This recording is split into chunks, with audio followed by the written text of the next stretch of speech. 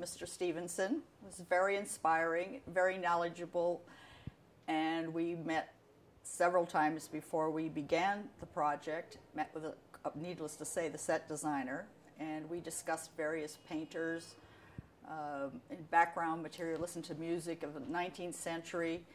Caspar David Friedrich was a painter that we consulted. His painting kind of moody and dark, sinister.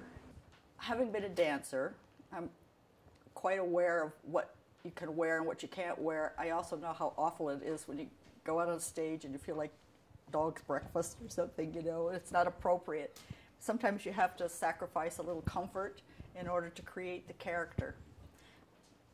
It's a little more difficult with today's dancers than back in my era because we didn't have the nice form-fitting clothes that fit like second skin that dancers have today. It's interesting for me from one standpoint to kind of challenge people to open their minds a little and try things, because in many cases something that isn't altogether comfortable really creates the character in a better way. At the same time, as a designer, I try to be very aware of what is possible and really would detract from the choreography and the beautiful dancing, because after all it is about the ballet. As for Dracula, cape has been sort of famous or infamous, as you may want to look at it, because everybody talks about how heavy it is. And I've seen estimates anywhere from 10 pounds to 45 in the press, depending on how they wanted to emphasize. It actually doesn't weigh nearly that.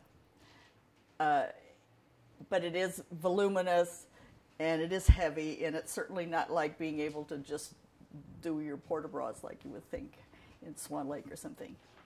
You have amazing staff in the costume shop, and people have been so helpful and extending themselves in ways that not always happen. And and I'm senior dancers when I was here the last time, and it was very impressive with Swan Lake that I saw. And so it's been a real privilege for me to be here and work with these nice people.